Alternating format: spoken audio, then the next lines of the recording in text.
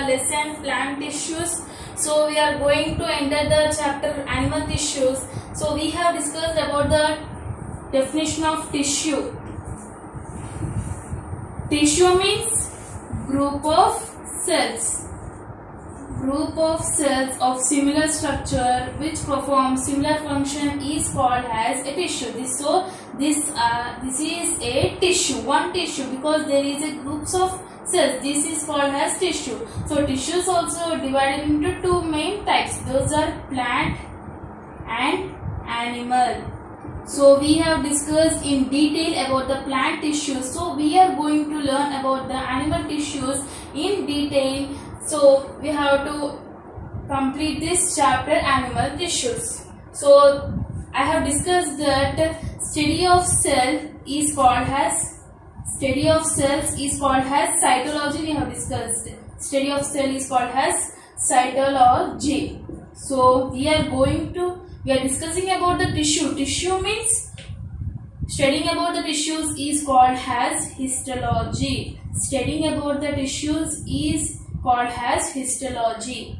So I written study of tissues is called as histology. So now we are going to enter the chapter animal tissues. So this animal tissues is classified into four main types.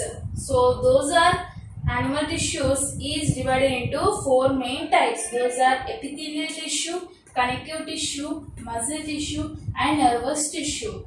Isn't it, friends? So these animal tissues are classified into four main types. So in this chapter we are going to learn about these four main types in detail. So let's start. This first type of animal tissue is epithelial tissue. So let us discuss about this epithelial tissue in detail and its functions and types also. Okay, friends? We have to discuss about the first type of animal tissue is epithelial tissue. So epi means outer, thelia means tissue. So in this epithelial word, epi means outer layer, and thelia means tissue. Epi means outer layer and thelia means tissue. So the word epithelial tissue defines as outer layer of tissue.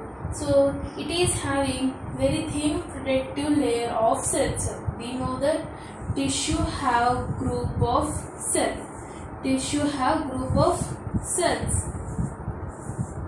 Group of cells are called as tissue. So in this epithelial tissue, so you have to assume that this is a epithelial tissue. So for this epithelial tissue, the cells, so for example you take this is one cell of epithelial tissue. So in this cell, the outermost layer have very thin, it is having very thin layer of this epithelial tissue. The cells of this epithelial tissue having very thin protective layer. So the cells are tightly packed. So in this epithelial tissue, the cells are totally packed and there is no intercellular space between these cells. So this epithelial tissue, for example, this is a epithelial tissue. So between the cells, there is no intercellular space present in between these cells. That means they are totally packed. And there is intercellular space is totally absent. Intercellular space between two cells, that is called as intercellular space. So the shape of this epithelial tissue is flat cuboidal in shape. Flat means this is called as flat in shape. So cuboidal shape. Cuboid shape. In mathematics we learned about cuboid shape. So this is the shape of this cuboid. This is called as cube. That means the epithelial tissue also may be in like this in this shape. The size of this and the shape of this epithelial tissue is flat and cuboidal in shape. And where it is present, its location, its occurrence, where it is occurred, this epithelial tissue, it is occurred in lining of mouth and lining of esophagus and lining of lungs, etc. Even blood vessels also. So lining means, first of all, the word lining defines as, for example, let us take the example as lining of esophagus. Esophagus, did you know what is mean by esophagus? Esophagus means a pipe. Esophagus is in a pipe. It is occurring in a pipe. For example, we ate any food or we drink any water. If we take any food, we will chew food into particles. So if we chew the food into particles, the particles will go to our stomach. How it can go? For example, this is a stomach. This is a stomach.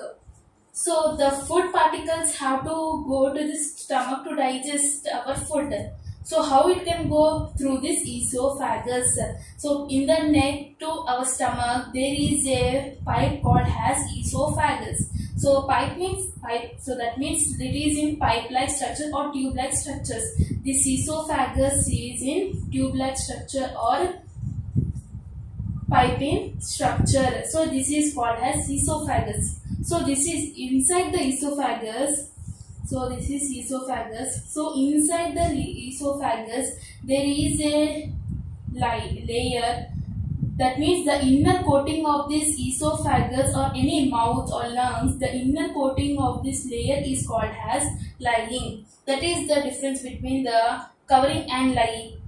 So covering means, for example, this is a cell. So I will say that the cell is covered with a cell membrane. Covered means it is outside. It is covered with a layer, that is covering. So lining means inside the esophagus, inside inner coating of this esophagus is called as lining. There is a lining substance inside the esophagus, that is called as lining. So this epithelial tissue is found inside the esophagus or inside our mouth, the lining of mouth or lining of esophagus, or in our skin also there is a epithelial tissue. In our skin also there is a epithelial tissue or lungs also. So up to now we have discussed occurrence and structure about this epithelial tissue. So let us discuss about this function. So what it do, what does its functions? Come on, let's discuss. Now we have to discuss about the functions of this epithelial tissue. Functions of this epithelial tissue. So it gives protection to our body from any injury, infection or any damage. For example, it gives protection. So if, as you know that I have told, there is a epithelial tissue inside our skin. So if any injury or infection occur into the skin, so inside the epithelial tissue it gives protection against this injury. If any injury occurred in our skin, then epithelial tissue gives protection against going against to this injury or any infection or any damage. So this is the speciality of and function of this epithelial tissue. And second point is it forms lining of esophagus or alimentary canal. So I have told, we have discussed about the lining. So esophagus means, for example, this is a esophagus pipe. So if we take any water or nutrients, so the esophagus, through esophagus the nutrients and water go to stomach. Through esophagus the water and nutrients will go to our stomach. So this lining means the inner coating there. That means the inside the esophagus there is a layer, the inner coating of this inside the inner coating, that is called as lining. That is called as lining. So it forms lining. This epithelial tissue will forms this lining of this esophagus. And or alimentary canal means what? Alimentary canal means first of all esophagus. After that stomach, after that small intestine and large intestine, and afterwards the flowchart will go on. So this is called as alimentary canal. And in this alimentary canal also the epithelial tissue will occur. So this is the speciality of this epithelial tissue, and its absorption of water and nutrients. As we know that if we take any water or nutrients, water or any vitamins or minerals, if we take the inside the esophagus there is a lining, or inside our stomach also there will be a lining of epithelial tissue that will absorb our water. Water contains minerals and salts. As we know, water contains some minerals and salts. Thus, minerals and salt will absorb by this epithelial tissue inside our stomach. So, it will absorb our water and nutrients. The food contains some nutrients. Egg contains protein. Similarly, the nutrients will absorb by this epithelial tissue. The inner coating of this lining of this epithelial tissue will absorb water and nutrients. And fourth point, it is about it eliminate waste. So in our stomach there will be waste material. So which tissue will eliminate? Eliminate means throwing out. Eliminate means throwing out. So the waste material in our stomach will be eliminated. So there will be some waste material in our stomach that will be eliminated by this lining of epithelial tissue. That means the epithelial tissue will help to eliminate the waste material in our body. So this is the speciality of this epithelial tissue. So this is the video of epithelial tissue part 1. So in next video, that is epithelial part 2, we will discuss about its types. So soon we have completed the functions of epithelial tissue, and we have discussed study of tissue is called as histology. This is the main point of study of tissues is called as histology. We have learned. So in next video we will learn about its types. So okay guys, I am leaving now. So if you have any doubts on this epithelial tissue and functions, so comment me, then I can clarify your doubts in next video. So I am leaving now. So thanks for watching me. So if you have any doubts, so please comment me. So if you like this video, give a thumbs up and share this video with your friends. So please don't forget to subscribe my channel to get notification of new videos. Okay guys, I am leaving. Bye.